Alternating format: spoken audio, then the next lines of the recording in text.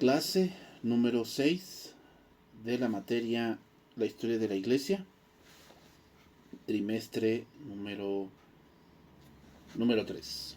Bien, hermanos, la semana pasada estuvimos viendo un poco sobre lo que fue el escolastismo, el cómo esto entró muy fuerte en la parte del razonamiento, la parte de utilizar no solamente la fe, sino también utilizar esta parte de la razón, de querer ir más allá, ¿no?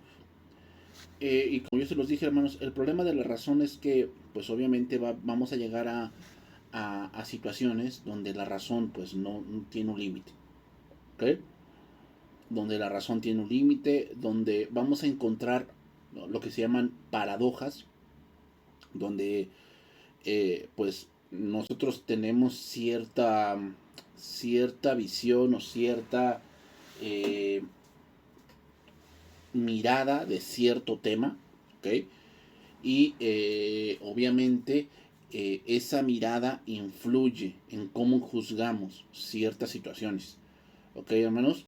Y obviamente la mirada que debemos de tener siempre es la mirada de Dios, ¿okay? Con respecto a ciertos temas, aunque sean secundarios, necesitamos nosotros tener esa parte de sabiduría, tener esa parte de entender eh, como quiere Dios que entendamos, ¿no? Entonces, en esta parte, como decíamos, surgieron las universidades, surgieron en esta parte también el cómo esas universidades fueron implementando ciertas doctrinas, ciertos razonamientos que hasta el día de hoy todavía tienen algún peso. ¿Ok, hermanos? Bien, vamos a ir a otra parte en este punto.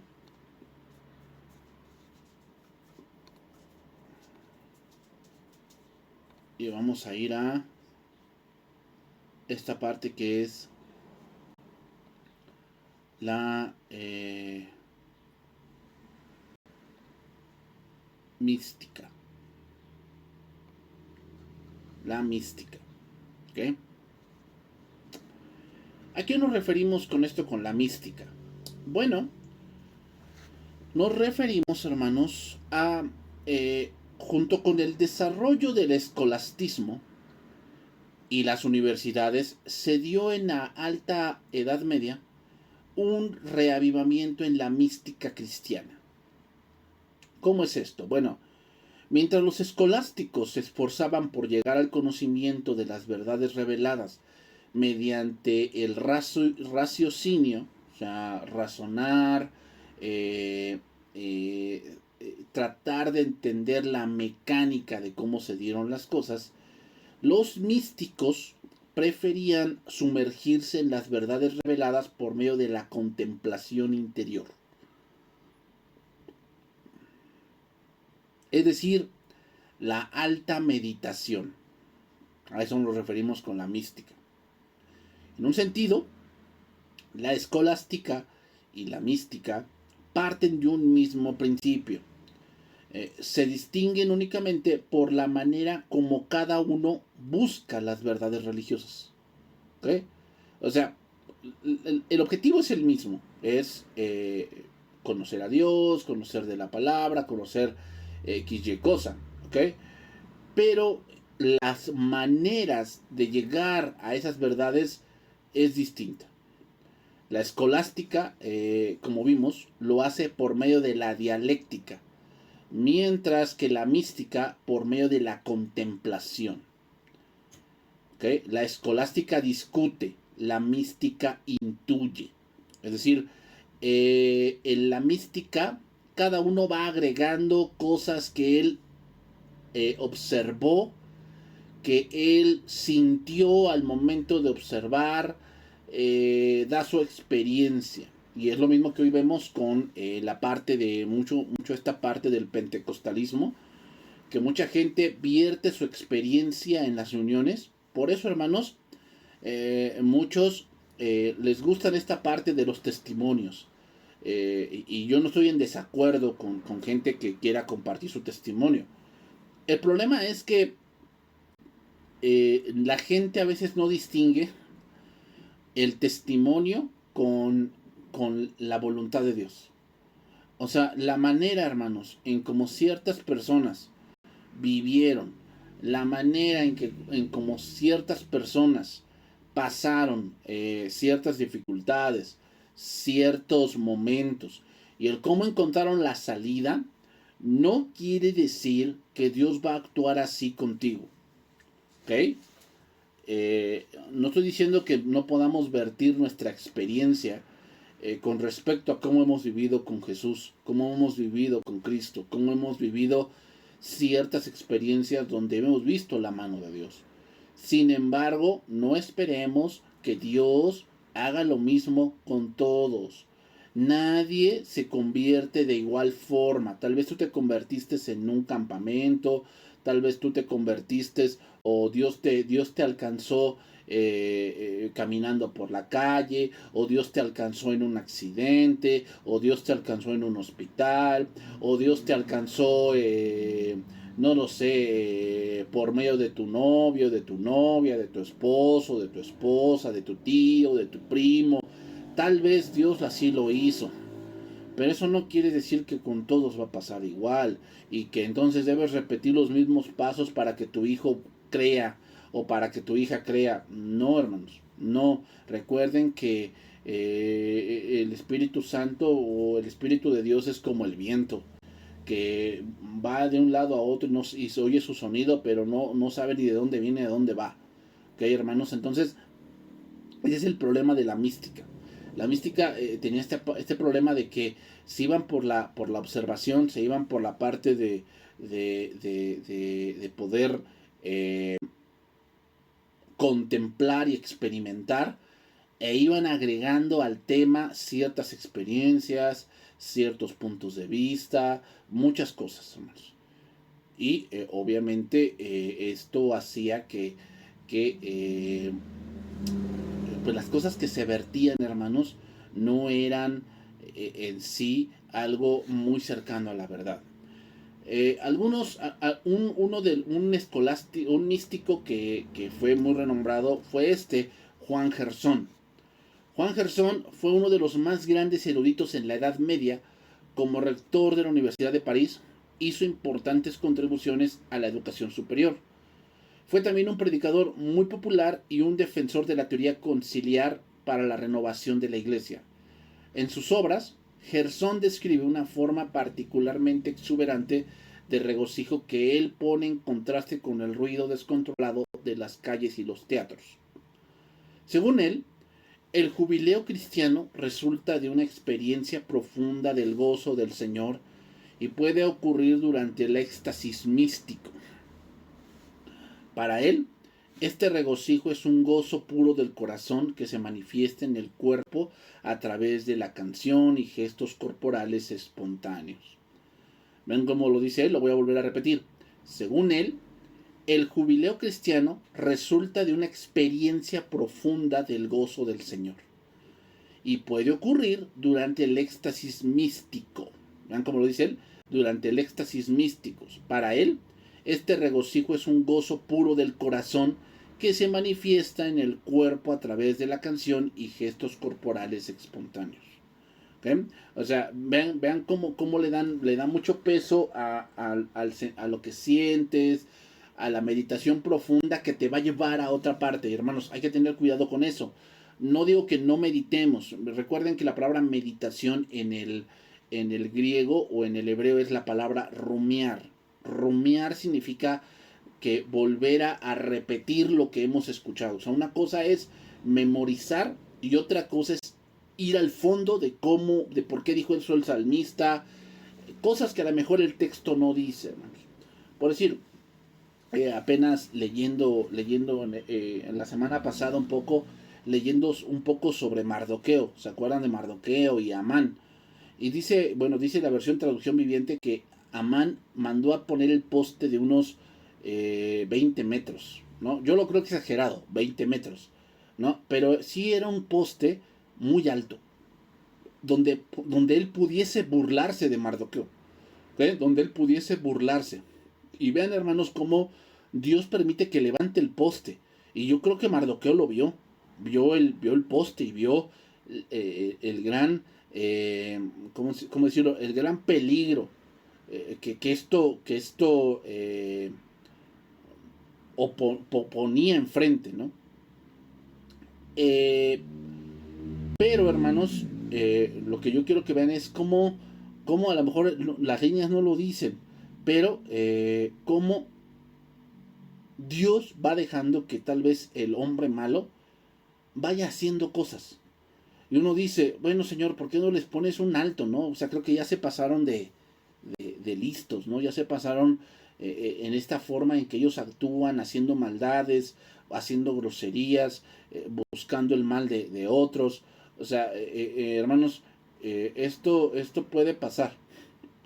Y bueno, eso no está en las líneas que leemos, hermanos, pero podemos entender cómo Dios va llevando las cosas.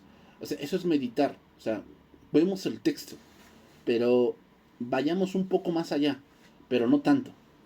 ¿Ok? O sea, no tanto en el sentido de que saquemos cosas místicas, donde casi pensamos que hubo un acto mágico, un acto de sobreposición, un acto de mucha valentía, ¿no? No, hermanos. Recuerden que la historia no se trata del hombre, se trata de Dios actuando en la historia del hombre.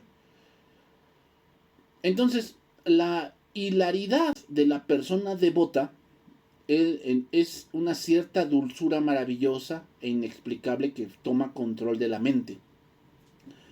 De modo que ahora ella y ya no se controla, ocurre una especie de espasmo, éxtasis o partida, según él, y la mente brota, salta o danza por medio de los gestos del cuerpo, que son graciosos y luego se regocija en una manera imposible de expresar.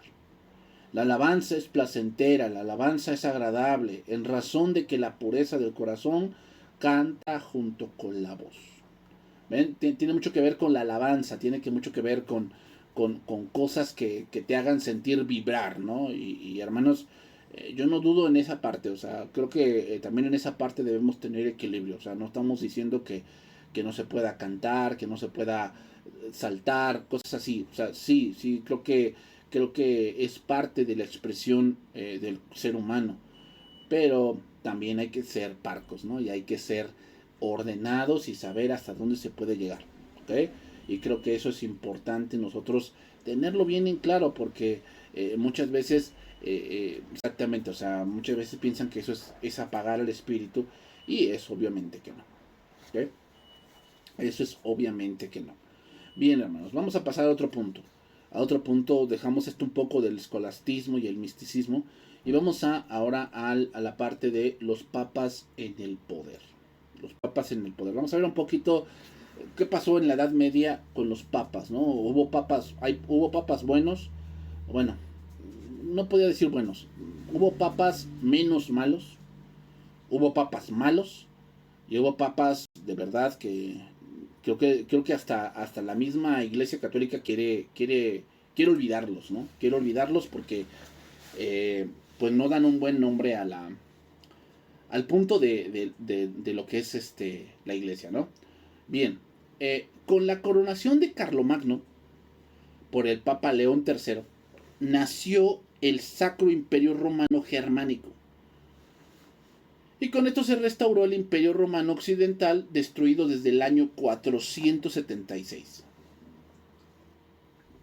Este hecho ocurrió por los bárbaros germanos, pero con un sentido enteramente cristiano. La corona imperial, hermanos, no aumentó en nada el poder real o territorial de Carlomagno, pero ante la cristiandad entera le confirió una autoridad moral y sobre todo una dignidad político sacral. Bajo el Sacro Imperio Romano Germánico quedaron unificados todos los cristianos de la Europa Occidental. ¿Okay? Recuerden que Europa Occidental nos referimos a lo que es España, Francia, Portugal, Inglaterra, ¿cómo se llama? Turquía, toda esa parte. ¿Okay? Durante el transcurso de la Edad Media, hermanos, y a medida que se acentuaba el regionalismo feudal, la autoridad de los papas romanos creció y se afirmó decididamente. En una Europa que guardaba fervorosamente el recuerdo del Imperio Romano y que sin embargo se resistía a congregarse en un nuevo, pues el Santo Imperio Romano Germánico no extendía su influencia fuera de Alemania e Italia, el papado representaba un vínculo espiritual que satisfacía la concepción universalista predominante sin imponer una relación de dependencia política. La unificación de todos los cristianos en un gran imperio correspondía a la idea agustiana de la ciudad de Dios. ¿Okay? Recuerden que la ciudad de Dios significa, en este caso, el libro de Agustín de Hipona, donde él decía que la iglesia tenía que gobernar. Pero ellos no lo entendieron bien, ¿no? O sea, nos referimos a que la iglesia es columna y baluarte de la verdad, hermanos. Es decir, muchas de las cosas que el mundo hace, muchas de esas cosas se detienen. ¿Saben por qué? Porque la iglesia tiene ciertas normas, no que gobiernen al mundo, sino que dictan la parte de la moral. Agustín representaba al reino de Cristo como algo que ya existía en este mundo donde quiera que la iglesia compartiera el poder con el Estado. Entonces, ¿cuáles fueron los papas posteriores a Carlomagno? ¿No? ¿Cuáles son los papas posteriores a Carlomagno? Vamos a ver quiénes fueron. Los cristianos occidentales de la Edad Media no tenían duda de que el obispo de Roma tenía un lugar central en el reino de Cristo. Pensaban de él como vicario, es decir, representante de Pedro, que en el Nuevo Testamento es el primero de los apóstoles, que es la roca sobre la que se edifica la iglesia, según ellos. ¿Okay? El obispo de Roma era único en muchos aspectos, y la leyenda ayudó a incrementar su prestigio y fundamentar sus pretensiones. Documentos falsos como la donación de Constantino, los decretales pseudo-isidoriales sirvieron a este propósito. El Papa había actuado de manera independiente durante mucho tiempo y como el único gobernante de Roma y sus territorios vecinos. En el 753 fue a París a coronar a Pipino el Breve, como si el reino franco fuese suyo. El Papa era el único poder unificador en una Europa atomizada por los diversos reinos germánicos. Su autoridad recordaba la unidad bajo el Imperio Romano y garantizaba la continuidad de los viejos tiempos. Sin embargo, fue la personalidad, ingenio, persistencia y convicción de ciertos papas lo que paulatinamente fue haciendo realidad tales pretensiones hegemónicas. Entonces voy a entrar a algunos papas del siglo IX. El primero, Gregorio IV. Gregorio IV fue invitado por Lotario a Alemania para ser de intermediario entre Ludovico Pío, sucesor de Carlomagno, y sus hijos rebeldes, pero no consiguió nada por su postura a favor de Lotario, uno de ellos. Este fue uno de los que fue en ese siglo, Gregorio IV. Nada, voy a mencionar algunas cosas que fueron, pues, importantes de estos hombres, ¿ok? Sergio II vio a los sarracenos llegar hasta Roma y saquear las basílicas de San Pedro y San Pablo para evitar estos asaltos. ¿Okay? Para evitar estos asaltos hizo rodear las murallas del Vaticano. ¿Okay? ¿Quién hizo esto? León IV. Que por cierto hoy el papa que estaba tomó este nombre, León. Otro que tenemos acá, Benedicto III. Tuvo que luchar por mantener su posición con un candidato imperial. Fue en estos años que apareció un papa que aparentemente gobernó 2 años entre León IV y Benedicto III, que es este, y que resultó ser una mujer, la papisa Juana, que la voy a abordar un poquito más adelante. Se dice que el engaño se descubrió cuando la mujer dio a luz durante una procesión. Muchos ya, fíjate, es tanto esta parte de este ruido de esta Juana, que la iglesia ha decidido llamarla leyenda. La católica romana ha decidido llamarla leyenda, ¿no? Pero pues ahí vemos lo que ocurrió. Nicolás I. Nicolás I fue el papa más importante de todo el primer periodo medieval. Nicolás aceptó como auténticos los documentos que apoyaban su poder y actuó convencido de que lo que decían, que él estableció un nuevo concepto de la dignidad y poder del papado. Según él, el papa, que era la cabeza de la iglesia, pasaba a ser la cabeza de la cristiandad, es decir, su gobierno se extendía sobre todas las tierras donde la iglesia ejercía su ministerio y poder. En consecuencia, tenía un rango igual o mayor que el del emperador y actuaba independientemente de él. Estaba el emperador, pues él tomaba decisiones y su decisión era la ley. En el 843, por el Tratado de Verdún, el imperio de Carlomagno había sido dividido por sus sucesores en tres partes. La primera parte, Francia, que quedó para Carlos, Alemania, que quedó para Luis, y el este de Francia y norte de Italia quedó para Lotario. Nicolás, hermanos, no tuvo que enfrentar a un solo emperador, sino a tres reyes que competían entre sí. Y aquí un paréntesis, hermanos. Para los que tienen hijos, dejen testamento, hermanos. Dejen testamento, porque si no, esto va a ocurrir, ¿no? Por eso, fue famoso por su dominio de los emperadores y los reyes. En el 863 le ordenó a Lotario II que retomara a su esposa, a la que había repudiado por otra mujer, y declaró su matrimonio indisoluble. Además, Nicolás excomulgó a los prelatos que habían autorizado la separación y depuso a los arzobispos que se opusieron a su medida. Lotario II lo que hizo fue intentar atacar a Roma, pero el emperador Luis II se reconcilió con él y Lotario tuvo que despedir a su amante y recibir a su esposa. Nicolás pensaba del Papa como el único líder de la Iglesia católica. Él sostenía el derecho de los obispos de pasar por arriba de los metropolitanos y apelar a Roma, pero también aplicó una fuerte disciplina a los obispos y arzobispos que lo resistían, incluso usando la excomunión. Con esto, Nicolás pretendía que el Papa era el juez supremo y que la ley de la Iglesia no era válida excepto cuando estaba aprobada por el Papa, quien era el representante personal de Cristo, según ellos. De igual modo, se le atribuyó el derecho de censurar los escritos sobre la fe y la doctrina, y estableció el precedente de que la Iglesia romana tenía el poder para confirmar concilios.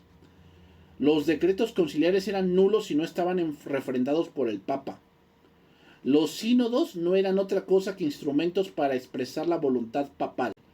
En todas estas cuestiones, Nicolás hizo uso de los decretales pseudo-isidorianos para fomentar sus pretensiones.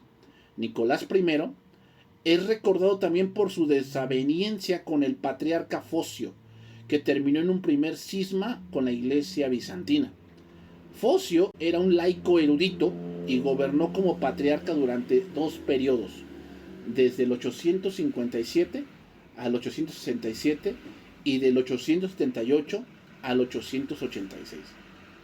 En el 863, hermanos, Nicolás I depuso a Focio y reconoció a Ignacio, que había sido depuesto en el 857, como el legítimo patriarca. Focio respondió acusando a la iglesia romana de herejía por incluir la cláusula filoquia en el credo Nicón-Constantinopla y por la práctica de ayunar en día sábado en lugar del día domingo. Y para complicar más las cosas, hermanos, en estos años había una disputa entre el este y el oeste por el control eclesiástico de Bulgaria. Ese fue el más destacado de todos en este tiempo, Nicolás I. Ahora vamos a los papas desde fines del siglo IX a los principios del siglo XI. Papas desde fines del siglo IX a principios del siglo XI. La falta de un emperador todopoderoso le dio la oportunidad a un papa fuerte como Nicolás I de demostrar lo que un papa como cabeza de la cristiandad podía hacer. Pero un siglo más tarde, hermanos, la falta de un gobierno efectivo en Roma, el desorden y los problemas susoriales llevaron al papado al desastre.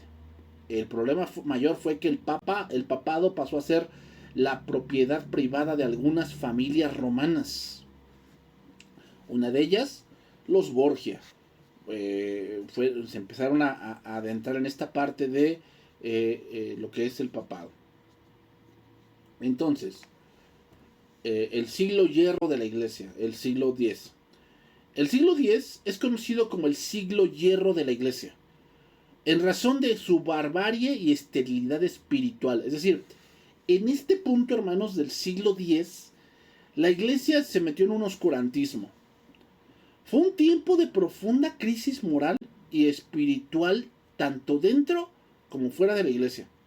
Fue un tiempo oscuro, plagado de escándalos papales y pérdida de todo sentido de integridad. Los papas entraban y salían de su trono con violencia, y la mayoría no logró ostentar el poder más por unos días o meses.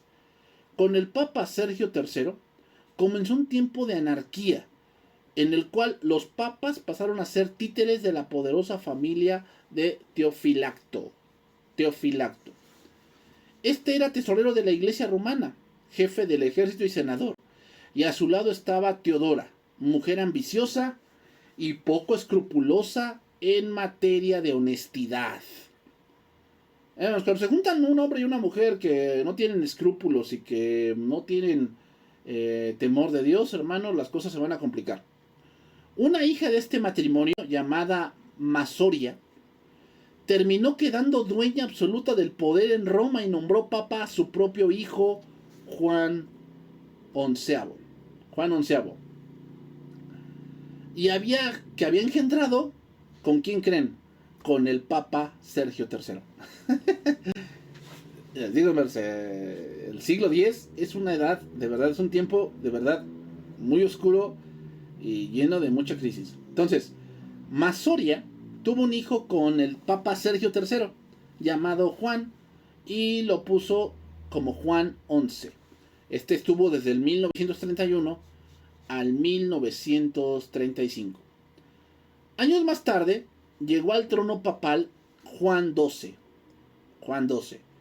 Y tenemos un poquito más de historia con él. Juan XII, que estuvo allí desde el 955 al 964, fue nieto de Masoria. Fue su nieto. Cuando contaba con solo 18 años. Fue el papa más joven que ha tenido la iglesia católica romana. A Juan XI le sucedieron en pontificados cortos y agitados León VII y Esteban VIII, Marino II y Agapito II. Pero quien daba las órdenes era Alberico, quien antes de morir en el año 954 dejó hechos los arreglos necesarios para que su hijo Octaviano fuera elegido papa cuando faltara Agapito. Y así sucedió. En efecto, Agapito murió en diciembre del 955 y los pocos días Octaviano fue elegido papa y adoptó el nombre de Juan XII. O sea, recuerden que adoptan el nombre así como Juan XII, cosas así, porque se supone que toman ese nombre para seguir los pasos de aquel que tomaron ese nombre, que tuvieron que tienen a lo mejor una admiración por esas personas. Bueno, este hombre Octaviano adoptó el nombre de Juan XII y, carente de toda formación y solo interesado en la fiesta y la lujuria, emprendió un pontificado que sería recordado por sus adicciones y desvíos. Es decir, hermanos, Juan XII es uno de los papas más impúdicos de la historia. Tan desatendido estuvo siempre Juan XII de los asuntos de la iglesia, que el rey de Italia, Berengario II, quiso aprovechar la situación para anexarse los territorios pontíficos. Era finales del año 1960. Angustiado, el papa le pidió al rey alemán Otón I que acudiera a su auxilio y a cambio de lo cual le ofreció coronarle emperador. Ni corto ni perezoso, Otón, que ya era llamado el Grande, lanzó sus escuadras a ocupar y sellar Roma, y también desde luego a cobrar su recompensa. Fue así que en febrero del 962, en Roma, Juan XII y Otón I firmaron el Privilegium Ottomanium, que si bien confirmaba las donaciones territoriales a favor de la iglesia hechas en 756 por el rey de los francos Pipino el Breve, establecía que en lo sucesivo ningún papa sería entronizado sin la aprobación previa del emperador. Y claro, Otón fue coronado emperador, había nacido así el Sacro Imperio Romano Germánico, que perduraría 9 siglos hasta el 1806, cuando fue barrido por los ejércitos de Napoleón. Pero Juan incumplió su parte de los acuerdos porque para sacarse de encima a Otón forjó una serie de alianzas militares y ese fue el principio de su fin. El emperador volvió a lanzar sus legiones contra Roma, la ocupó y en un juicio vertiginoso hizo que cardenales, obispos, clérigos y laicos relataran la vida libertina y excesiva del Papa.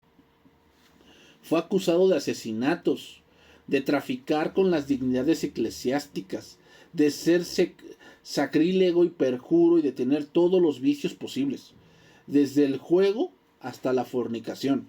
Declarado culpable, Juan fue depuesto del papado. Pero armado de un ejército, Juan volvió a Roma y convocó un concilio que lo restituyó en el papado y volvió a su vida desmensurada. Otón, enardecido, reemprendió el camino a Roma y resultó allá no tener contemplaciones con Juan, pero cuando llegó a la ciudad el papa había muerto en la cama de un amante, cuyo marido, según la leyenda, que parece estar bien sustentada en la historia, lo encontró en el pleno adulterio con su mujer y sin pensarlo 2 veces, lo molió a golpes, martillo en mano. Era mayo del 964 y había sido papa durante 100 meses.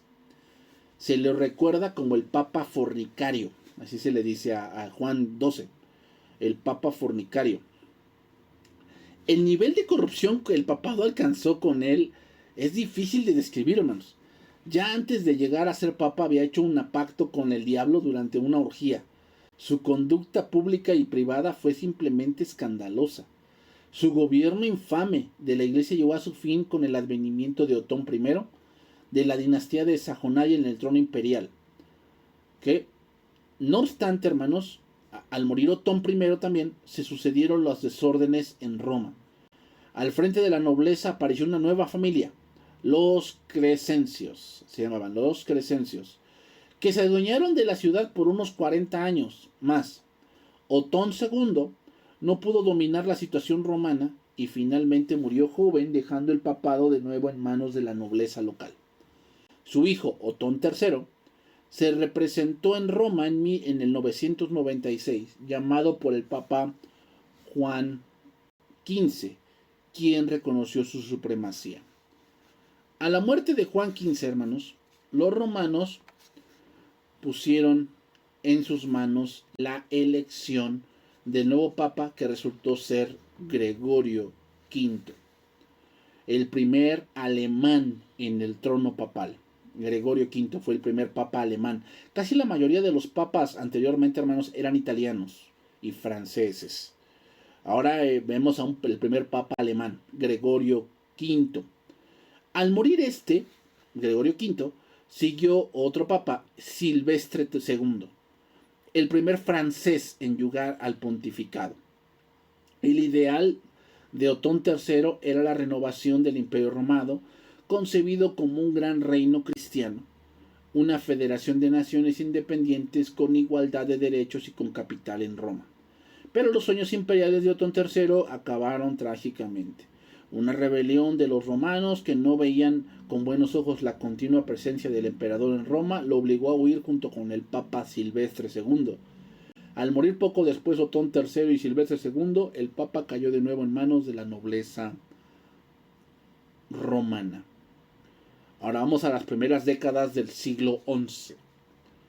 Ya vimos el siglo X, una época oscura, una época de verdad de muchas cosas que se lamenta.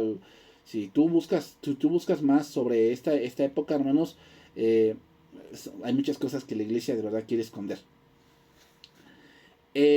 Hacia el año 1000 se produjeron levantamientos populares en contra del sistema feudal y el papado, al que acusaban de ser propiedad de una familia noble de Roma, los Túsculo. Los Túsculo. El peor de todos los papas designados por esta familia fue Benedicto IX, un adolescente degenerado de 18 años que fue depuesto por el pueblo en el año 1044. En su lugar, los romanos nombraron a Silvestre III, pero pocas semanas más tarde fue depuesto por Benedicto IX, que vendió el trono recuperado al mejor postor. El comprador fue Gregorio VI, su padrino y presbítero romano, que pagó 100 talentos de plata y que tenía intenciones de reformar el papado. Benedicto cambió de parecer y no quiso abandonar lo que había vendido, y esto significó que en un momento en Roma había 3 papas: Benedicto IX, Silvestre III y Gregorio VI. El pueblo romano no soportó la situación y apeló al emperador Enrique III, quien depuso a los 3 y nombró a su primo León IX. Silvestre III fue encarcelado en un monasterio y Gregorio VI fue desterrado a Colonia, a donde lo acompañó Gildebardo, el futuro papa Gregorio VII, hasta el día de su muerte. Más tarde, León IX invitó a Gildebardo a que se le uniera a sus planes de reforma. Y sabemos lo que ocurrió con Gildebardo, ya lo vimos. Ahora vamos a ver los grandes papas reformadores del siglo XI. Uno de ellos fue el Papa León IX, que ya lo estuvimos ahorita viendo. León IX. La primera acción de León IX fue rehusarse a entrar en Roma con gran pompa, como correspondía a un papa. Lo hizo descalzo y vestido como un peregrino. En 5 años solo estuvo en Roma 6 meses. Viajó incansablemente revigorizando la iglesia, mejorando su disciplina y animando a arzobispos y obispos a cumplir su ministerio. León estaba imbuido del ideal de reformar de la iglesia. León estaba formando en él el espíritu de los monjes Cluny y planteó un programa de reforma de la iglesia en 3 direcciones. Número 1, se propuso que la reforma de la iglesia para liberarla de la corrupción que imperaba. Luchó contra la simonía y el nicolaísmo, una herejía del siglo I. Segundo, llevó a cabo campañas militares contra los normandos y contra los musulmanes. Si bien en esto no le fue bien, en el 1053 dirigió personalmente una campaña militar contra normandos al sur de Italia, pero cayó prisionero. Esto fue un antecedente de las cruzadas, de la idea del soldado cristiano y de la iglesia tomando la iniciativa en la guerra. Y tercero, durante su papado, el rompimiento entre Roma y Constantinopla fue total. Fue total entre el oriente y el occidente. La política de León en el sur de Italia que pertenecía a Oriente ayudó a esto, ya que León celebró sínodos y depuso a algunos obispos. Así, la lucha por el poder y nuevas disputas teológicas terminaron en el cisma definitivo en el 1054, que ocurrió unos meses después de su muerte, y los representantes del Papa excomulgaron al patriarca Miguel Celuriano a Santa Sofía. Otro que es recordado por esto es Nicolás II. Nicolás II, su pontificado es recordado por el decreto relativo a la elección del Papa, para liberar definitivamente las elecciones papales de las injerencias de los nobles y de la corte imperial. Reunió un sínodo en Roma en 1059, que promulgó un nuevo reglamento para elegir al Papa, y liberó al papado de su relación política con la ciudad de Roma y sus desórdenes. Esto significó que en adelante el Papa no sería elegido por el pueblo de Roma, sino por un colegio de cardenales. El Papa no tenía que ser necesariamente romano, ni venir a Roma a fin de ser coronado para ejercer su autoridad. Ese decreto fue hecho en el 1059. Y ahí tenemos a uno muy conocido que ya hemos visto, Gregorio VII o Gildebardo, que durante 25 años había estado junto al trono papal. Fue coronado, y no conforme a las reglas del 1059, sino por aclamación popular. Recuerden que él llegó al papado por voto popular, porque la gente lo conocía, la gente veía su trabajo, la gente sabía de su carácter. Fue uno de los papas reformadores más radicales. Sus legados recorrieron toda Europa corrigiendo y castigando abusos. Su programa de reforma comprendía dos cuestiones esenciales: la lucha contra la simonía y el nicolaísmo, y la lucha contra la investidura laical. Según él, no había dos poderes en los planes de Dios, el temporal y el espiritual, sino solo uno, el poder espiritual, y por eso los príncipes debían besar sus pies. Es lo que él decía.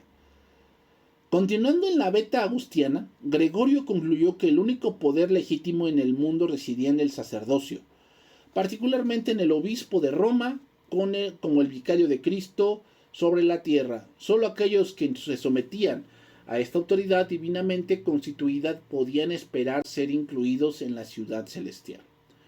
Enfatizando fuertemente el concepto de libertad paulino agustiano, él afirmaba con denuedo que la libertad del cristianismo consistía en la sujeción de su voluntad egoísta a los fines divinos que el papado perseguía en el mundo.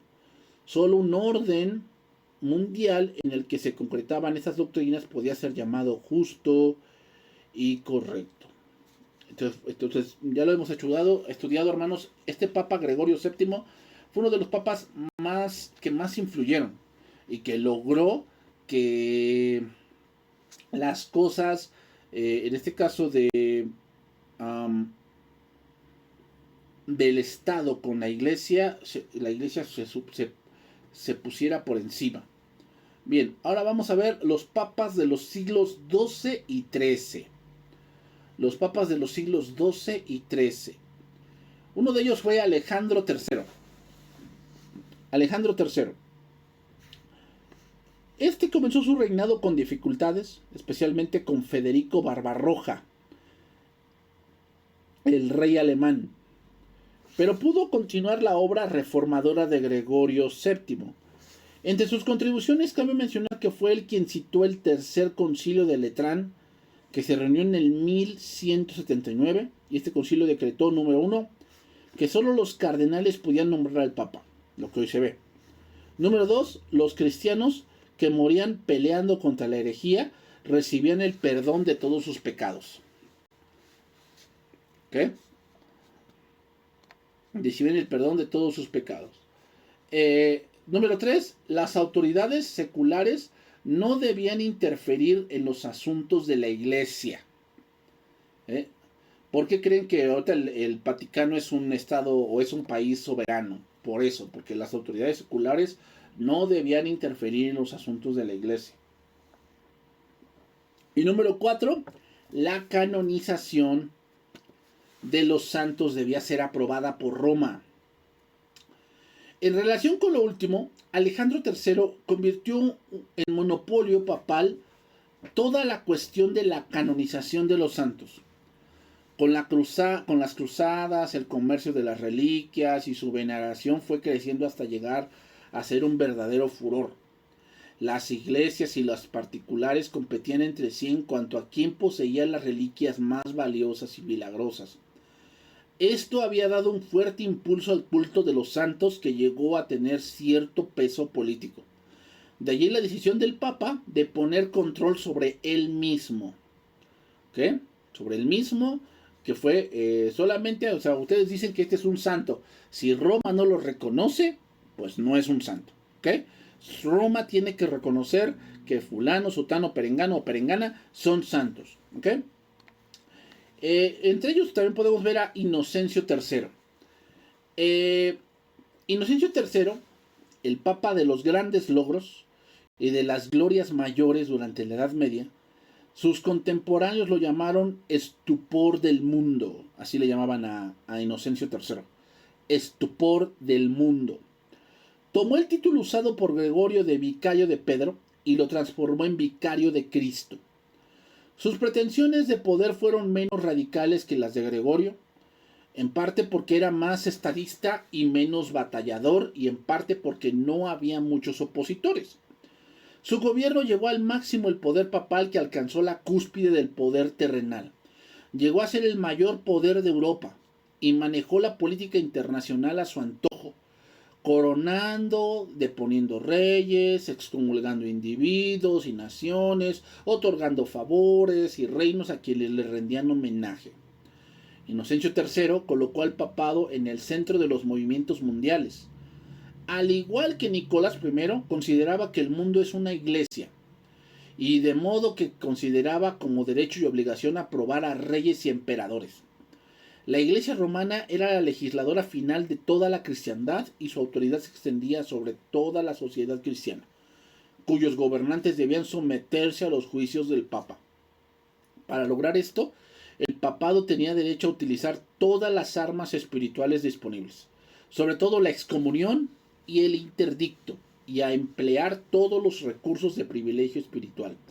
Por lo tanto, hermanos, el mundo tendía a dividirse no en personas buenas o malas, sino en papistas y antipapistas. Ese era el punto ahí. Como hoy lo estamos viendo también en el país, ¿no? No es que hay personas buenas o malas, sino es que estás a favor de cierta persona o cierto partido, y así era entre el siglo XI y XIII. Dos de los mayores logros de Inocencio III fueron el Cuarto Concilio Laterano en el 1215, que por orden papal reunió a autoridades eclesiásticas y seculares de toda Europa, y que fue el más importante de toda la Edad Media. Asistieron más o menos 1200 personas. Entre otras cosas, este concilio enfatizó la importancia de la predicación y la enseñanza, la disciplina moral del clero. Se declaró como artículo de fe la transubstanciación, que se hizo obligatoria la confesión y la comunión anuales, y se inauguró la Inquisición para la representación de los herejes. La represión de los herejes. El concilio decretó una nueva cruzada y prohibió la fundación de nuevas órdenes religiosas. Número 2. El reconocimiento de los frailes. Durante su gobierno se alentó a laicos y humildes que se consideraban llamados a una vida de pobreza, a organizarse como órdenes de frailes. La palabra fraile, hermano, significa hermano. Fue en este tiempo que surgieron y recibieron aprobación los franciscanos y los dominicos. Para entonces ya estaba internalizada en toda Europa occidental la idea de una sociedad cristiana, y el paradigma de cristiandad había alcanzado su expresión más alta. Este proceso había comenzado con el periodo anterior, pero fue en el siglo XIII que se completó con el Papa en la cúspide del poder político y religioso, y a partir de aquí el prestigio papal comenzaría a decaer hasta llegar a niveles increíbles. Vamos por el último tema, hermanos: ganancias y pérdidas del cristianismo. ¿Cuál fue el conflicto en este punto? En este punto estamos hablando desde el 950 al 1350. ¿Cuál fue el conflicto en esta parte? Bueno, el territorio capturado por el Islam continuó en sus manos, excepto España, que comenzó a ser reconquistada lentamente para el cristianismo.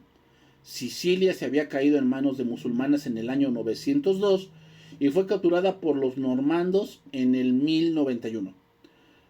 Más seria fue la revigorización del Islam producida por el advenimiento de los turcos, que invadieron Asia Menor y amenazaron la ciudad de Constantinopla.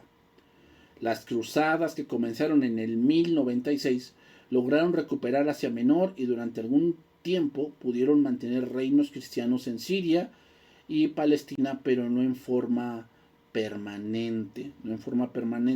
Entonces, esto provocó una expansión, hermanos.